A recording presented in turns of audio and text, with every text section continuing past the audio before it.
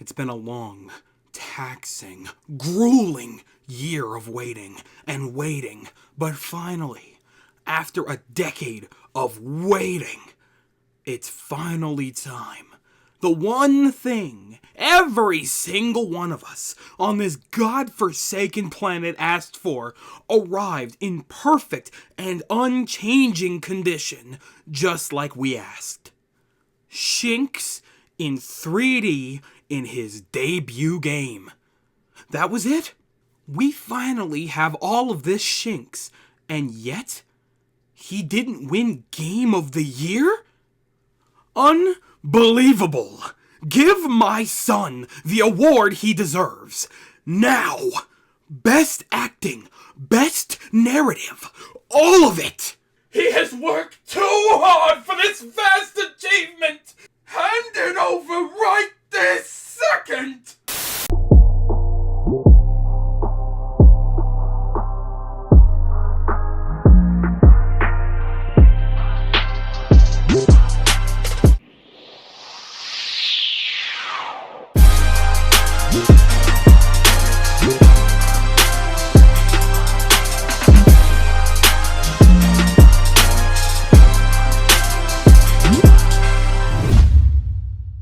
So this was a very, very long time coming. This entire year we've been waiting and agonizing over things like what these remakes were going to look like or what they were going to feel like.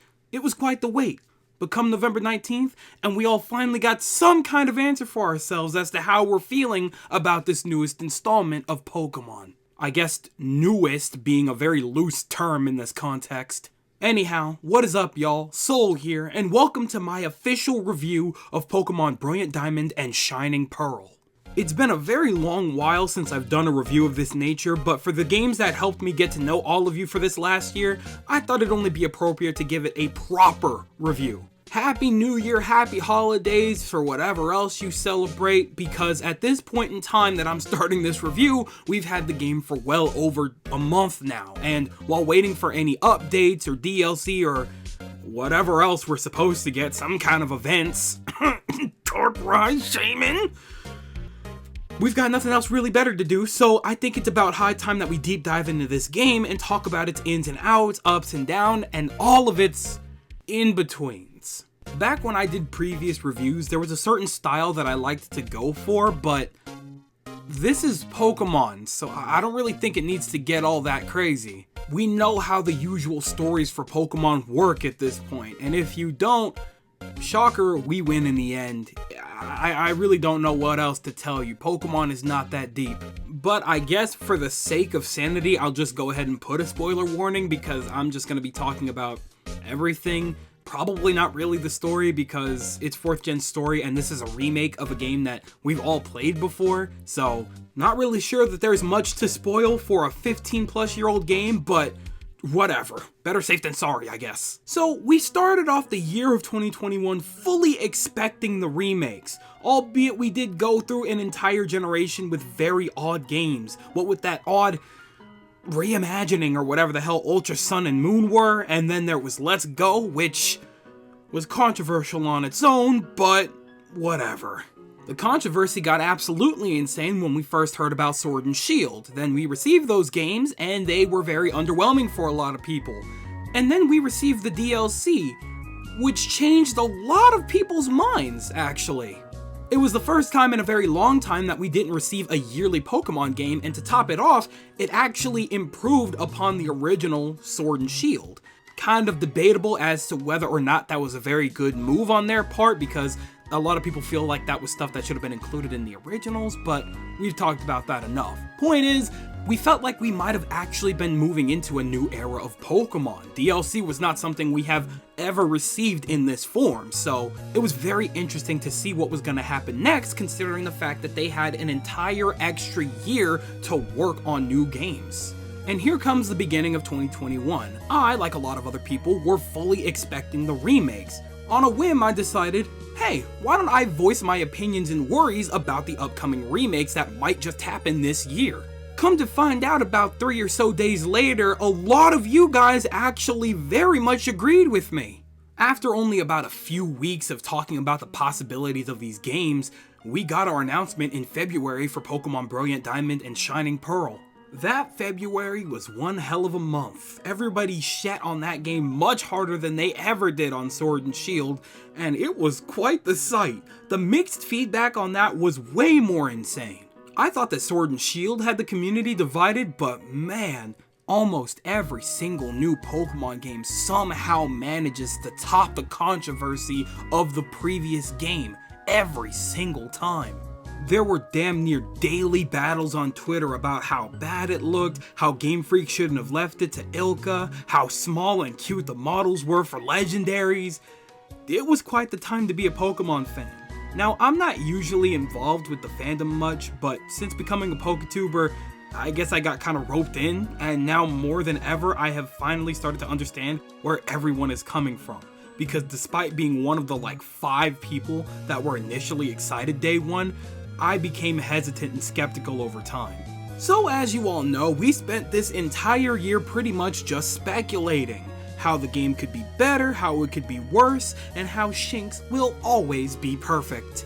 After the initial reveals of the games, they were extremely quiet for about 6 to 7 months, so honestly, speculating was all we could do. And after that grueling wait, they finally showed us a little bit of a snippet of Pokemon Brilliant Diamond and Shining Pearl, and it looked better. A hell of a lot better than the initial reveal. And yet everybody and their mothers were still completely on the fence. That graphical upgrade did almost nothing.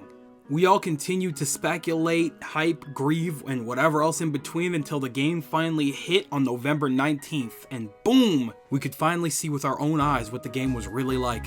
Hell, even a lot of hesitant folks just like me decided to pick the game up because we're just greedy little pushovers. When I first picked up the game, I was certain I was not going to be too hooked on the game because I knew it so well, so I figured that I'd actually be patient enough to just do some kind of playthrough, specifically a stream playthrough for the channel. But it was super weird because after I finished every stream, I found myself getting really antsy to just sit and play more, which was so weird.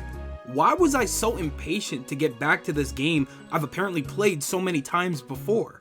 I figured, hey, maybe it had to be my inner kid calling out to me. He's been waiting his whole life to have his favorite Pokemon game playable on a home console on a big screen. This was young Soul's time, and he was not letting anybody step in his way of getting Shinx and running the house on every single trainer in this game. So now you're asking, did Pokemon accomplish this? Did they finally answer that call to our inner child and deliver on the imagination that they so longed for? Buckle up, amigos, because that's exactly what we're here to talk about today. So for reviews of this nature, I like to assume that you guys have played the game, or maybe you haven't played the game because you don't really care about spoilers and you just want to get an idea of what the game is like, regardless of any potential insane spoilers, because you just want to see what the respective opinion is of that person. So I'm just gonna talk freely. So for anybody that's been around for a while, you already know what the deal is. I like to talk about my positives, my negatives, and everything in between. And that's precisely what's about to go down right now. So for starters, why don't we go ahead and knock out all of my positives when it comes to this game. To kick things off, we're gonna go ahead and talk about the music first.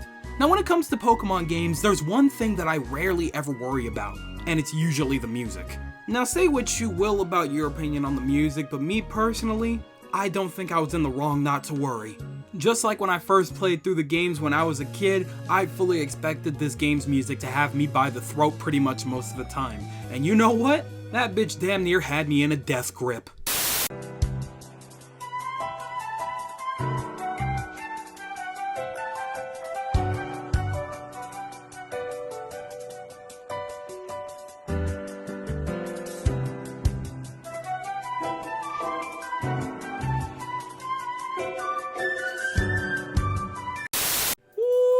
Baby, I've said it a million times and I'll say it a million more.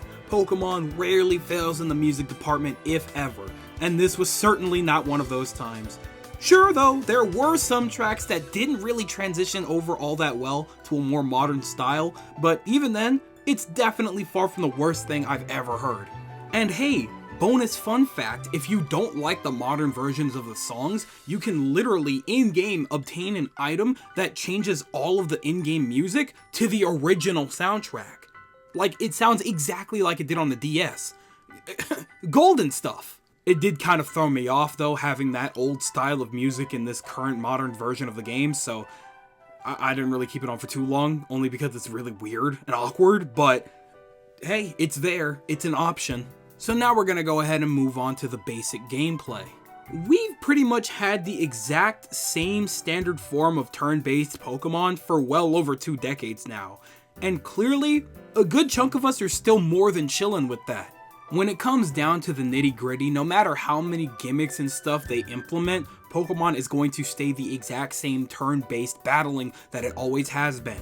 We're always going to have 6 party members. We're always going to be battling with 4 different moves to choose from, attempting to constantly outwit our opponents in tight matchups. That's how it was, that's how it is, and that's most likely how it's always gonna be. It was just so weird to actually have a game without any form of new gimmick involved because we haven't had it that bare bones since Generation 5. So in some strange way, coming back to standard form like this was kind of refreshing.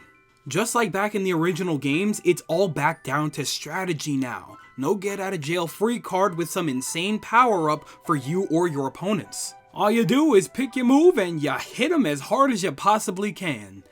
Classic RPG hijinks. As repetitive as that is, I'm sure I'm gonna end up doing it over and over again. Hell, I most likely did it for the footage that you're looking at right now. I'm not sure if future me regrets doing it or not, but I'm sure he's fine. Running around this region again was nice and refreshing, and most of all, nostalgic. It was made to a T exactly as we remember it over a decade ago. From the starting town to the locales and the gyms, all the way down to the damn trainer Pokemon that we fight against, it is literally Pokemon Diamond and Pearl on the big screen, through and through. It somehow managed to capture the exact atmosphere that young me delved into so deeply, and as small as that is, I'm going to appreciate that very much for a long time to come. Oh, and another little bonus that I wanted to mention, but I don't know where to place it, so I'm just gonna put it here, is the fact that we are able to change our skin tone right from the get-go. I'm just really glad that this is becoming a staple in modern Pokemon games, and I really hope it stays that way for a long time to come. As I've mentioned in plenty of videos before, being a young black man, it was kind of hard to put myself in the shoes of the trainer because I couldn't even change the trainer's skin tone. I didn't really feel like that was me, just some guy that I happened to be controlling. At the very least, one of the things that I can change in this game about the character is his skin tone, and you know what? We take what we can get out here. We love to see it, Chief. Now this next one is a little bit of a mixed bag here, and I have plenty to say about it in a little bit from now, but right now I want to talk about the graphical style. You have to consider the fact that we are still in the positives right now, and one thing I do have to say is, I adore what they attempted to do here. I really did like what they were trying to go for here since day one. I always have. The first time they showed it off, it was definitely mucky, I will say that. When I first saw it, I figured, okay, obviously this is not the final product because there is no way they would release it like that, and we're gonna have a lot of time before this game comes out, so I'm sure eventually they'll touch up on it.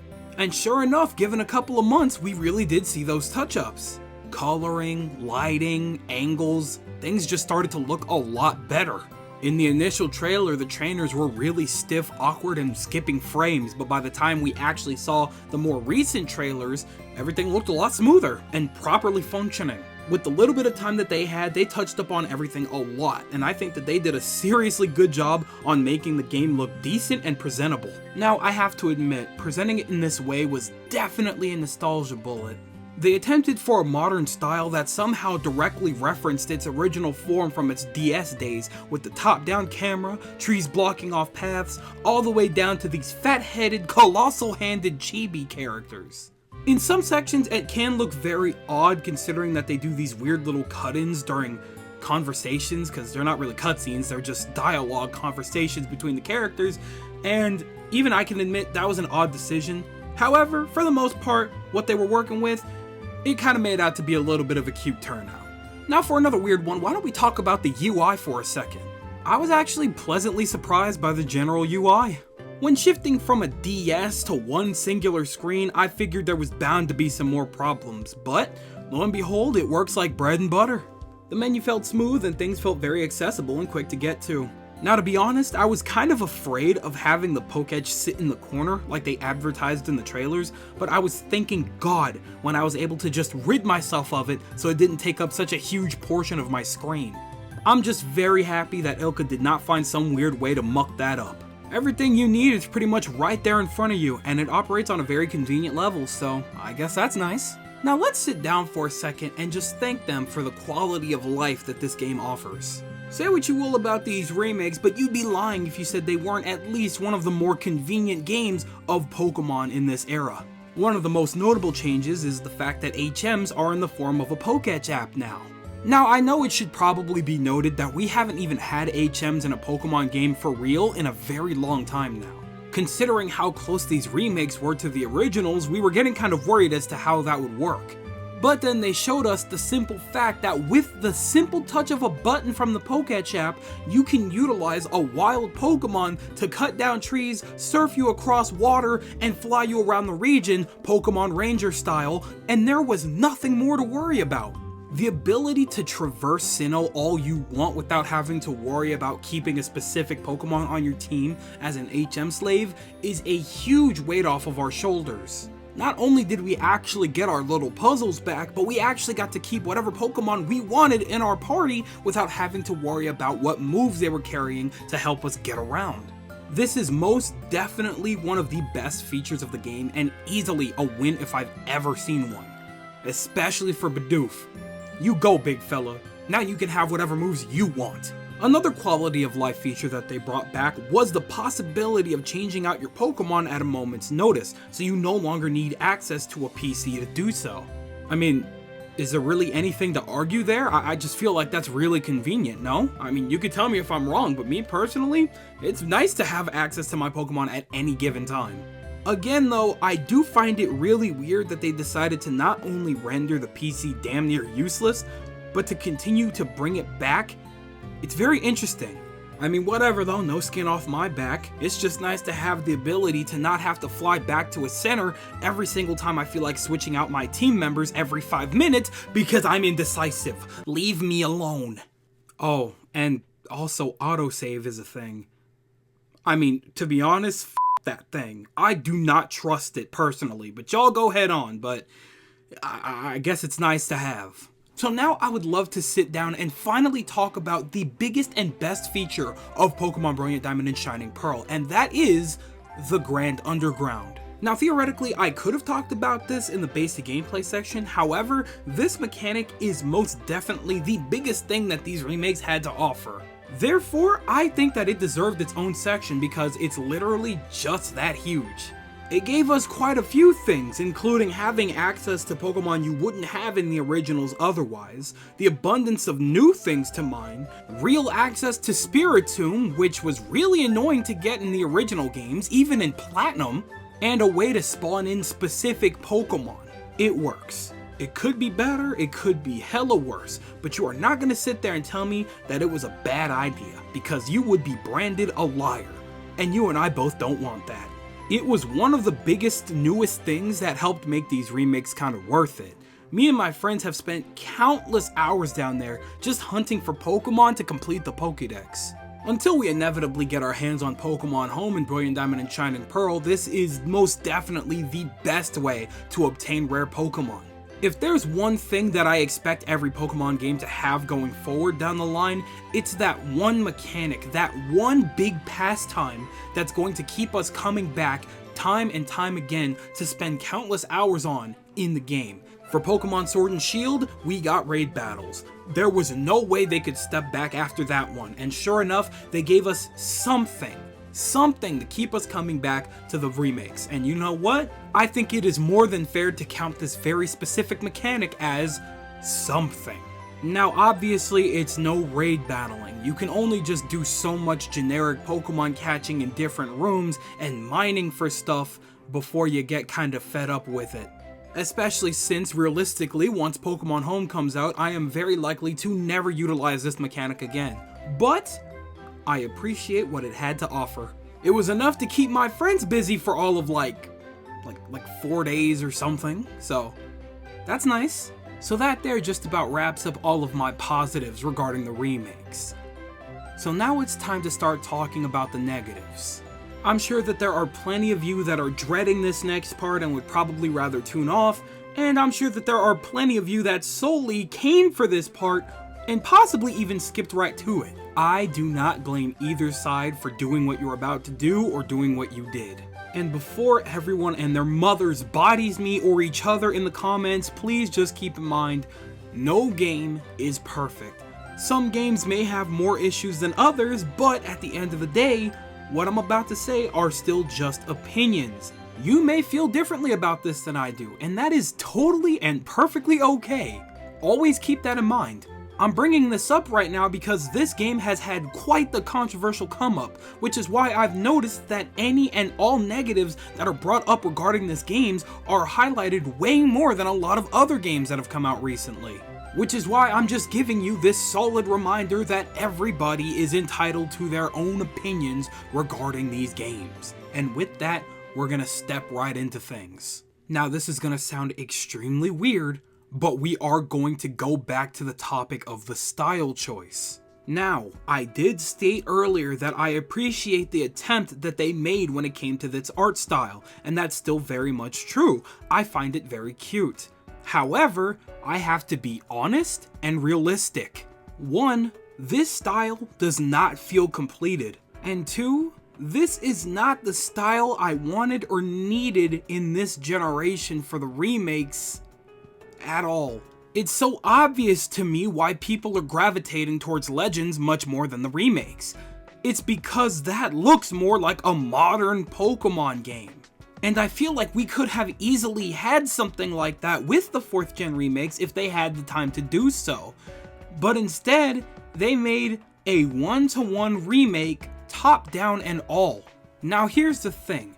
I would have been completely and totally fine with it being top down and everything like that if it looked finished. If they had the time to give it more love, it would have worked a lot better. For example, take a look at this Legend of Zelda remake we got about 2 or 3 years ago now. You see this?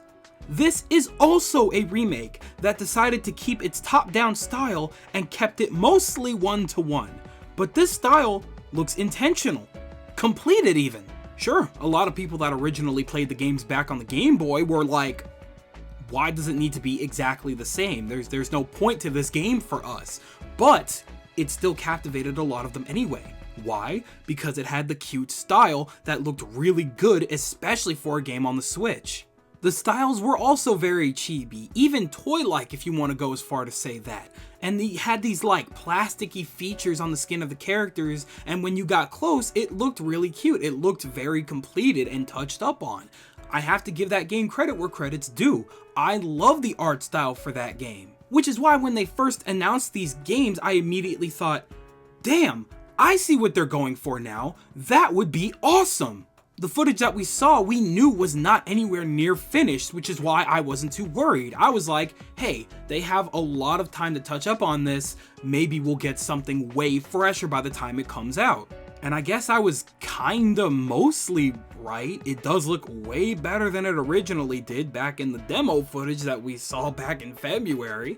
But if you grabbed somebody that knew nothing about Pokemon and nothing about Legend of Zelda and put both Brilliant Diamond and Shining Pearl and put Legend of Zelda Link's Awakening side to side and asked them which game looked newer, they would probably say a Link's Awakening.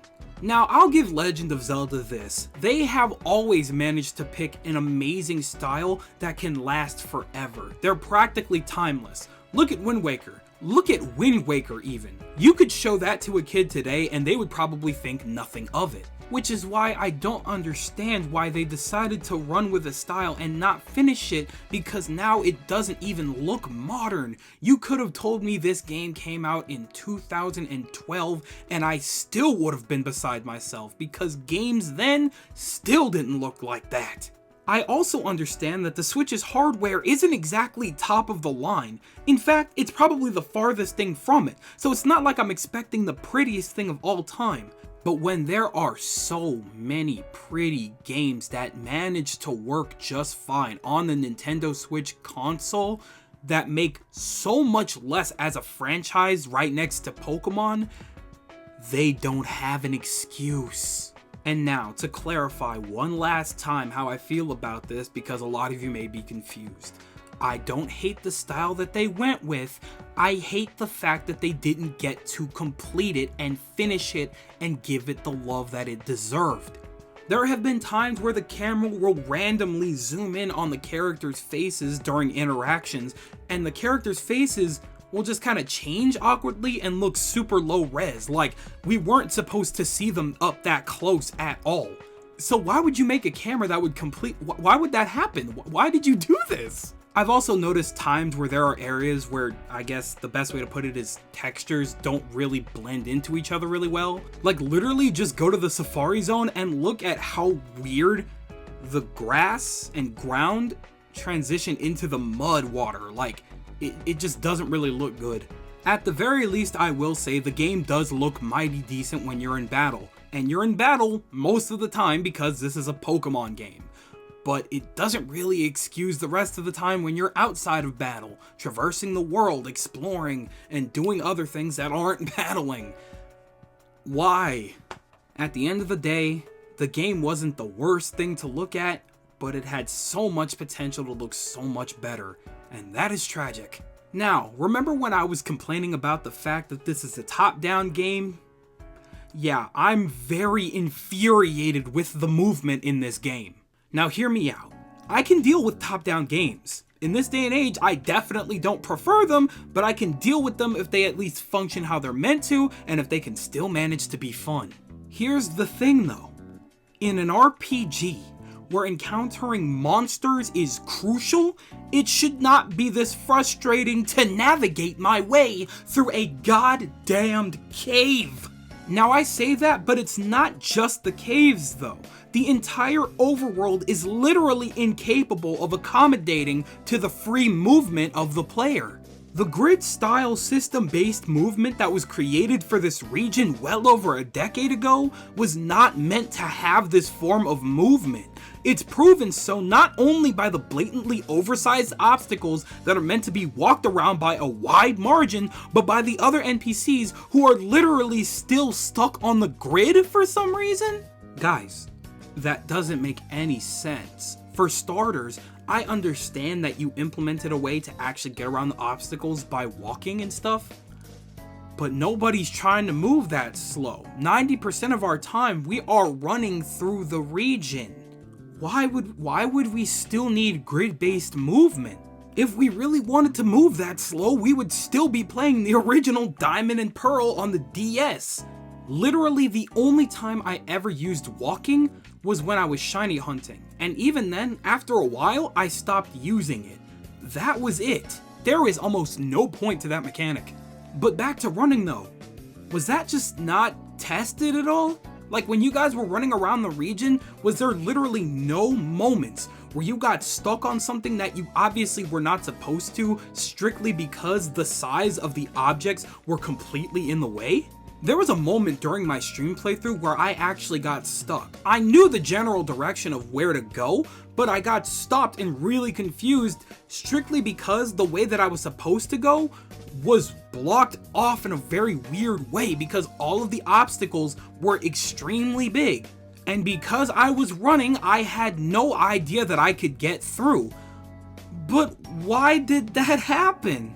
That area was just built so awkwardly that I kept thinking that I was doing the wrong thing, and I just couldn't tell that I was doing it the right way. I just didn't know that I could move through certain areas because the obstacles were just in my way. On one hand, I could see another perspective that's just calling me very impatient and very dumb for not recognizing that I could walk through a certain way.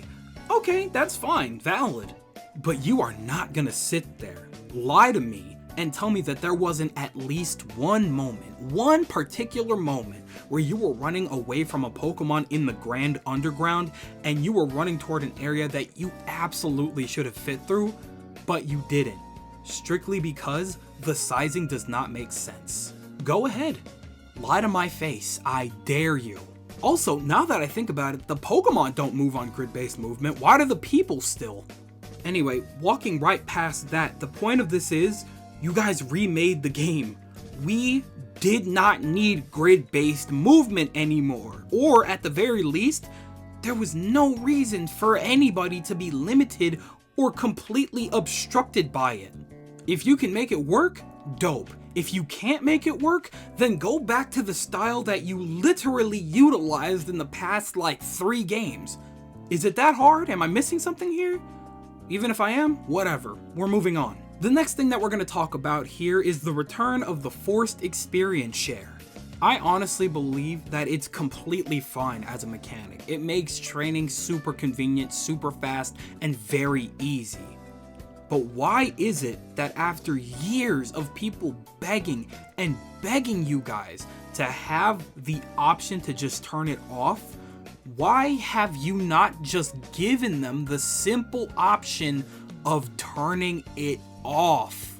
Now, it is very convenient for a good casual laid back playthrough, but sometimes people want a little bit more than that. Some people want the true challenge of an RPG by having to train up all of their party members themselves by having them actually participate in battle. Having the experience share in this form makes the game damn near mindless. Like I said a moment ago, in regular RPGs, it makes a lot of sense for the entire party to obtain experience because usually most, if not the entire party, is out on the field fighting to earn it. When it comes to Pokemon, that is still very much not the case. You could easily just keep your strongest Pokemon, which is usually your starter, right up front and never even think about it for a majority of the game. The only reason that I did it as often as I did during my stream playthrough was because A, I had to constantly remind myself when battling regular trainers, and 2, because I was battling gym leaders during a Nuzlocke where I was trying not to overlevel. This is the first time I think I've ever noticed where a game just had a natural counter to me creating my own challenge. It was a trip to see it go down that way, truly, because I had no idea who to switch out to 90% of the time because everybody was pretty much the same level throughout the entirety of the game. So, reiterating, fine mechanic, but just give them an out. Okay, people have been asking for an out forever, why can't we just turn it off? Just let them have that if they really want that challenge. Is it really that much to ask for? Is it really that bad? Oh, and also a thing, it definitely gets in the way of EV training because EVs are gained through experience, so just keep that in mind next time you build a mechanic like that. Also, speaking of challenge, why don't we talk about the difficulty for a second? The difficulty is once again insanely unbalanced. Now, I thought that it was kinda bad in Sword and Shield, but this is ridiculous. Here's the problem. A majority of the game is absolutely piss easy. You could breeze through a majority of the game without even thinking about it, which is already a problem within itself. But then, all of a sudden, you're slapped in the ass with a difficulty spike that hits harder than your grandmother when you tell her that you haven't eaten in 2 days. The entirety of the Pokemon League is damn near competitive ready. All of them have teams of 6, and they're all complete with held items and ability that work 100% against you 100% of the time. And don't even get me started on Cynthia and that goddamn Garchomp. Anyway, the problem here is that the game really does nothing to prep you for something like that. There's nothing during the game that kind of alerts you like, hey, the challenge is about to get real, you might want to start taking better care of your Pokemon right now before you take your first step into this Pokemon League. Especially because the battle that you do right before you enter the league with your rival is a joke. You whoop his ass in mere seconds. In the midst of my Nuzlocke, I made a separate account to do a little bit of a test run, and when I got to the league, I was severely underleveled and underprepped. I didn't even skip trainers. I battled nearly every single battle I could up to that point, and still struggled and lost before I even got to Cynthia. I grinded on my main account for almost 2 days straight in the underground and still managed to struggle. Now, I know that it's very ironic because we actually got what we wanted. We were asking for that challenge that we had when we were younger to get our asses whooped by Cynthia again. And that's totally fine, I understand that. Awesome, love what the league gave us. But don't just toss it in at the last possible second and give us no heads up in amongst the game that it's gonna get that hard all of a sudden. Because I'm a casual Pokemon player that's played Pokemon all his life, I had literally no urgency going in, and I paid the price for that. Cause honestly, that's just crazy unfair to somebody that had no idea prior that it was gonna get that hard. Now don't get me wrong, I like the challenge, I like to get my ass whooped, but you gotta ease us into that kind of thing. You can't just slap it on at the end of the game. That's bullshit. Or maybe I'm just really petty because they took my man Obama Snow away from us. Rest in peace to my mans. Jumping topics here, the next thing that annoys me to high hell is access to certain Pokemon. Looking back on my Nuzlocke, by the end of the game I was getting kind of annoyed because a majority of the Pokemon that you could find on the first route that you go on to is the exact same set of Pokemon that you could find by the end of the game. It was weird and kind of annoying that a lot of the same exact Pokemon were popping up on every single route and cave in the game. Also, really quick for those of you that don't understand that, when you're doing a Nuzlocke, there's this thing called Dupe's Claws. If you run into the same Pokemon that you've captured on a previous route, then you can capture a different Pokemon. The problem here was that different Pokemon weren't showing up because they were too rare. And then on the opposite side of things, there are Pokemon that take an absurd amount of effort to get, to the point where I almost just decided to wait for Pokemon Home to port them over, since I literally can't even finish the Pokédex until that happens anyways. Let me give you guys a couple of examples. Feebas. The only way for you to obtain a Feebas in this game is to go to a very specific lake inside of Mount Coronet and fish in a very specific spot in that lake in one specific section. One. It only spawns in one specific area in that lake. And to top it off, not only does it only spawn 50% of the time, but it changes where it spawns every day. Which means that you would go to that lake, fish in every single section.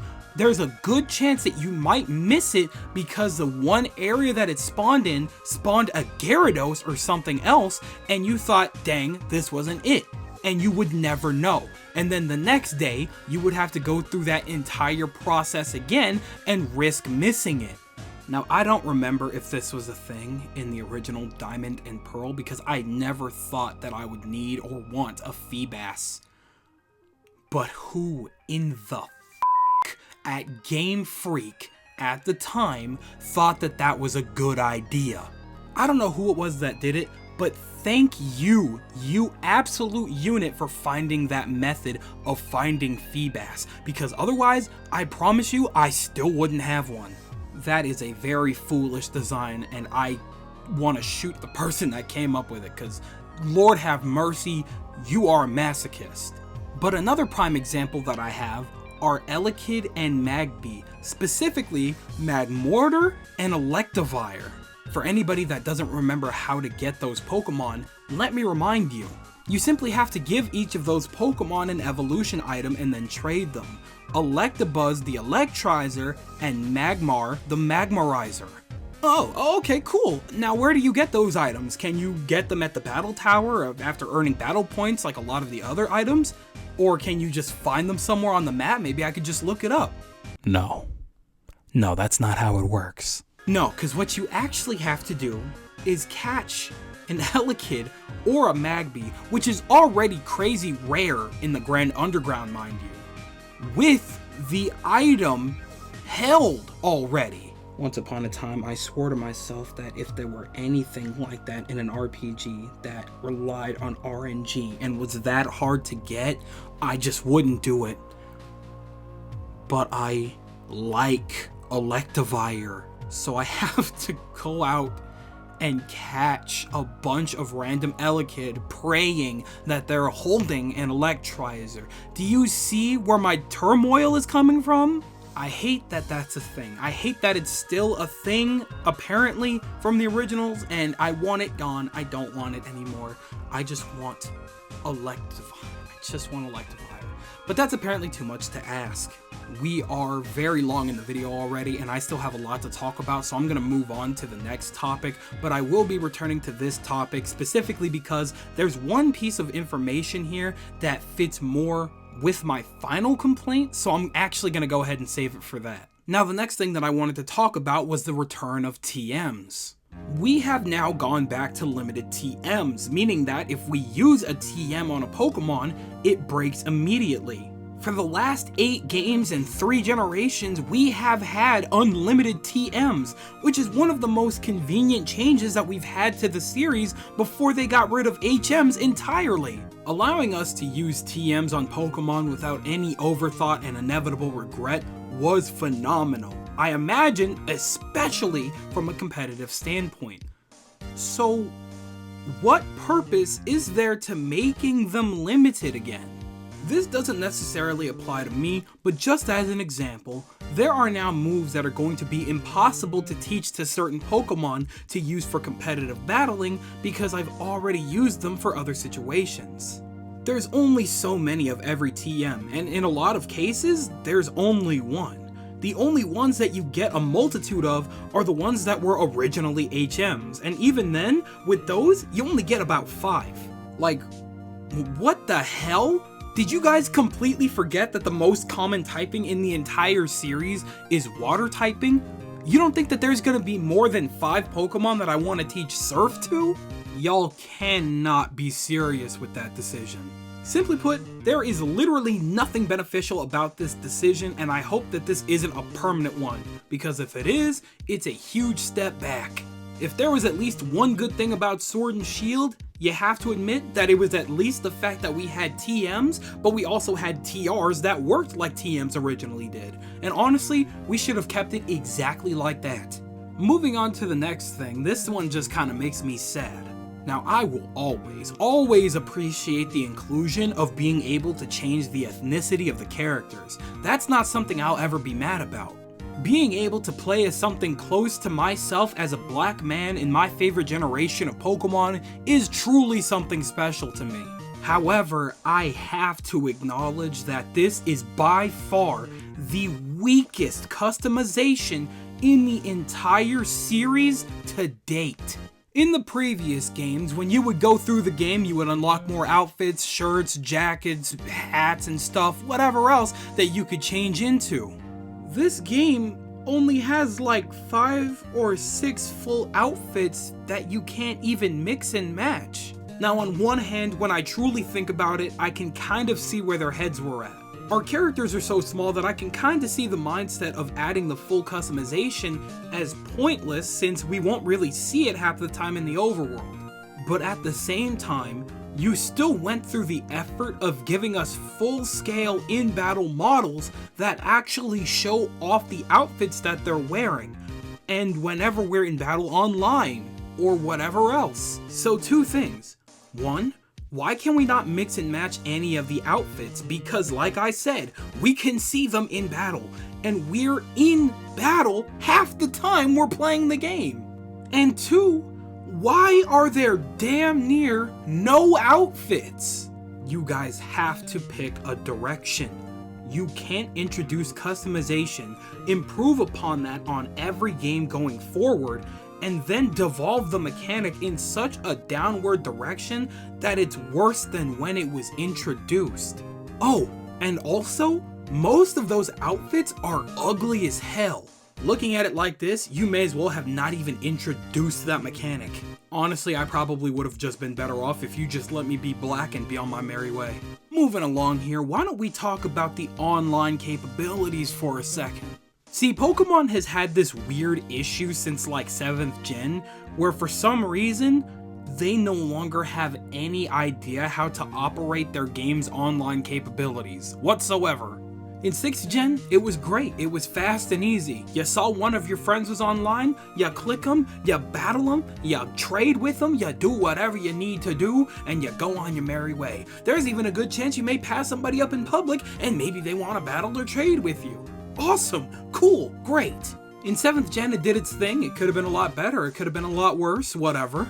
The code thing in Let's Go made me want to sock somebody in the mouth, but whatever, I figured it couldn't get much worse than that. 8th gen worked kinda, like you could invite friends through link codes and stuff. It was overly unnecessarily complicated, I'll put it that way. And now, in a modern version of the 4th gen remakes, they decided that reutilizing the Union Rooms exactly how they worked back in the day was the wave. Okay, alright, fine. That was something that was in the original games. I understand why you're bringing it back. Can you at least make it work? Nope, sorry, you have to type in the same exact code at least 12 times the exact same way that your friend did. You also have to make sure to type it in before your friend, otherwise you will not end up in the same room whatsoever, and you will have to do it all over again. Like 12 more times. Oh my god, I want to scream. Anyway, you get the gist of it. It barely works, and even when it does work, it's limited as hell anyways. For starters, some of the different trade mini-games and other things that you could do in the Union Room, completely gone. And then the one other thing you can do, which is battling, is insanely limited because of the timer. That 60-second timer. Thank you so much for that, guys. Hell, when you really look at the grand scheme of things, ironically, the Grand Underground is also insanely limited. The only benefit to having people go online with you is to collect Diglets faster so that rare stuff can pop up in the walls, and even then, the rare stuff is just a bunch of shitty shiny statues. Sure, it's really nice that you can actually see them on your screen with you, but A, it's delayed as hell, and B, you don't see the same Pokemon in the rooms that you go into, so there's no point to that. Oh, and also you can mine with them and stuff, but it doesn't really help. It only really benefits one person. Mining is already stressful enough as it is. I don't really get the point of dragging other people into that nonsense, especially if they do all of that digging only for you to still mess up and miss a whole ass fossil. That's just killer, bro.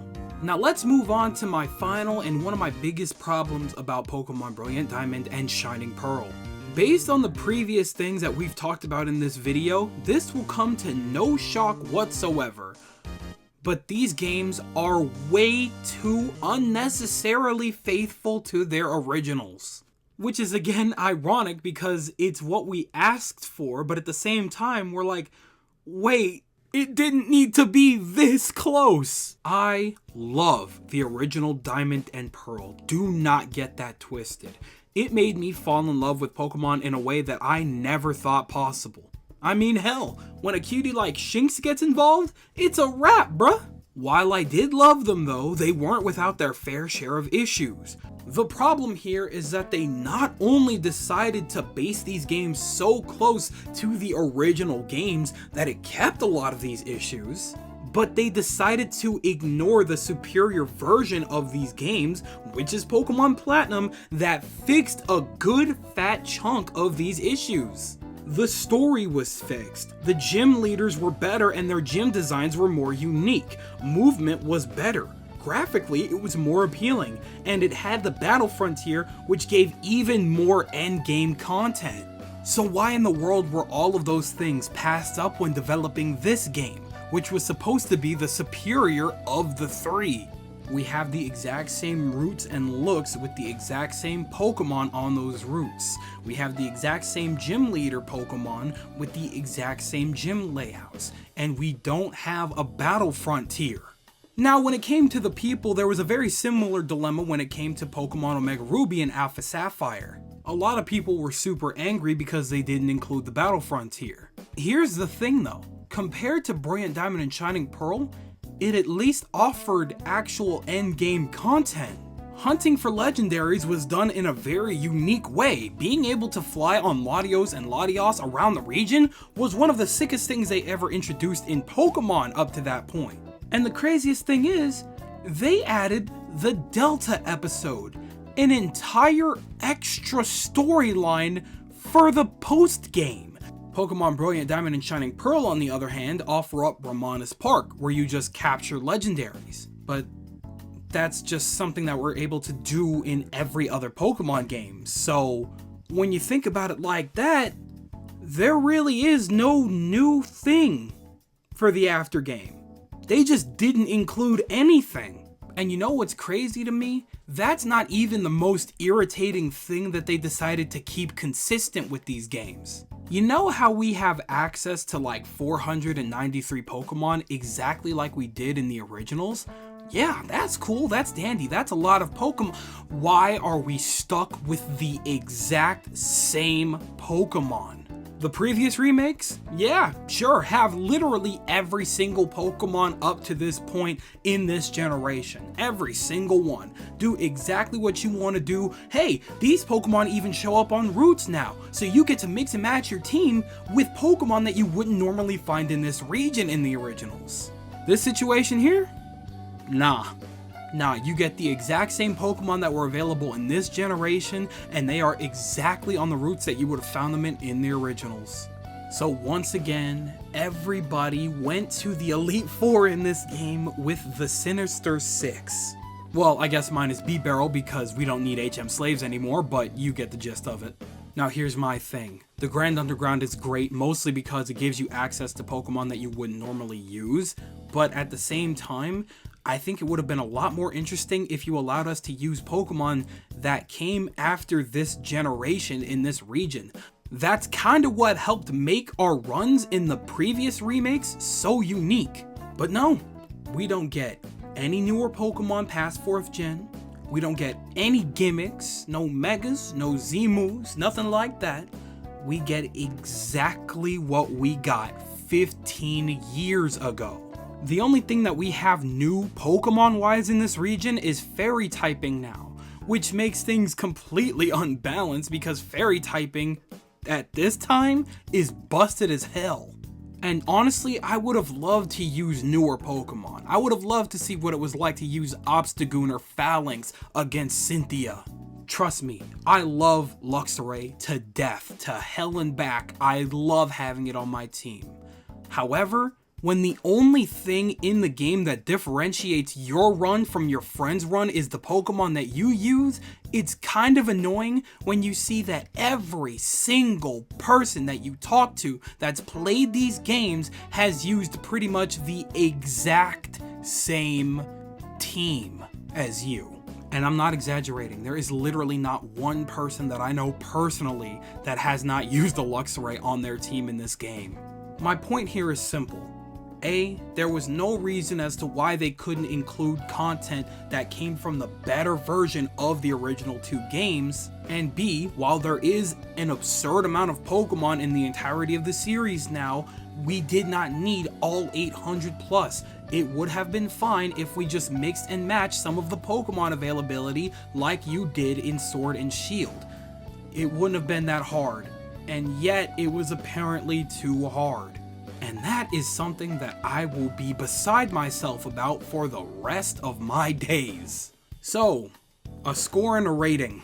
Here's the thing. For someone who has never played 4th gen before, I can see this being a fine experience for them. There's a new story, new characters, a big new region, all refined with modern mechanics, so that makes this a brand new experience. An enjoyable one too. But, for people who have played through the game, this is rough.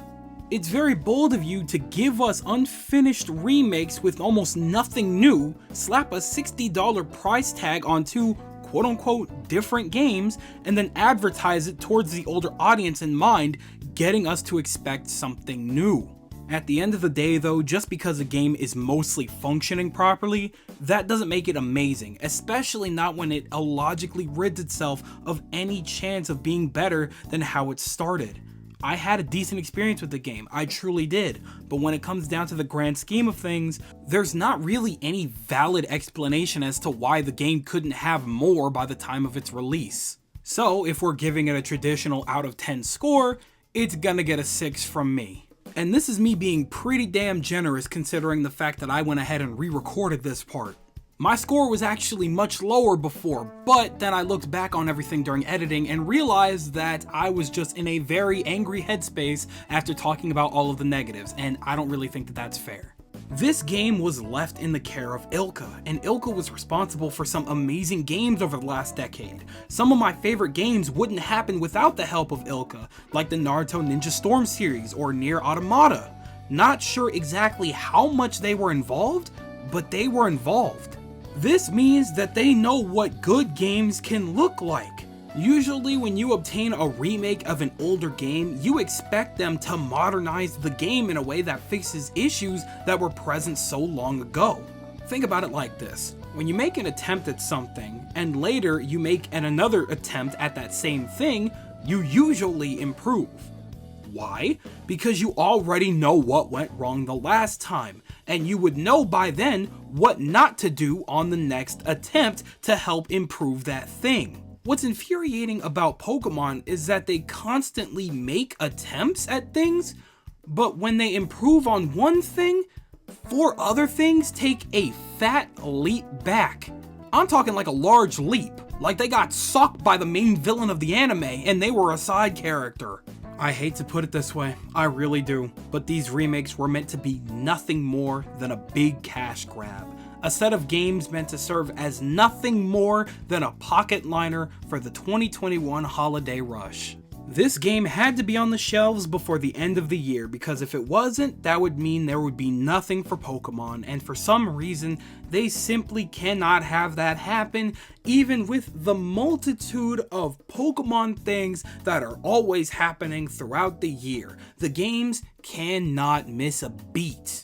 Hell, Pokemon in general is super dirty for still giving us separate games with such minimal changes, expecting us and pushing us to practically buy the exact same game twice. Throughout my entire Pokemon career, I have not once bought both copies of the game.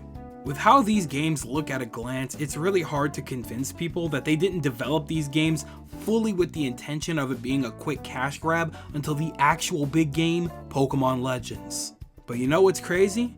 They'll keep doing it, because Pokemon is always going to be certain that they'll have that audience. They know they have the audience, and that they'll always have the audience, and they will continue to abuse that until it tanks. Now you guys have to understand, there's a reason why I went so hard on these games in particular with this review. For one thing, I absolutely hate wasted potential. It's one of my personal pet peeves. Pokemon is a massive conglomerate of untapped potential.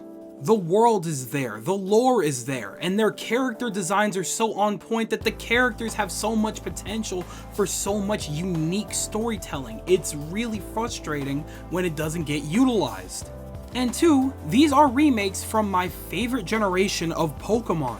When growing up and getting remakes for the previous generations like Heart Gold Soul Silver and Omega Ruby and Alpha Sapphire, I always thought to myself, these remakes usually get better and better, so 4th gen will have the best opportunity to be one of the best games in the entirety of the series. As to whether it truly did that or not is absolutely subjective. But if we're going by my personal opinion, I'm gonna go ahead and say no. In fact, I'm gonna say that it is probably the weakest of the remakes so far, which is truly alarming. This game is alarming because it shows the current mindset of the Pokemon company, and that is truly, truly scary.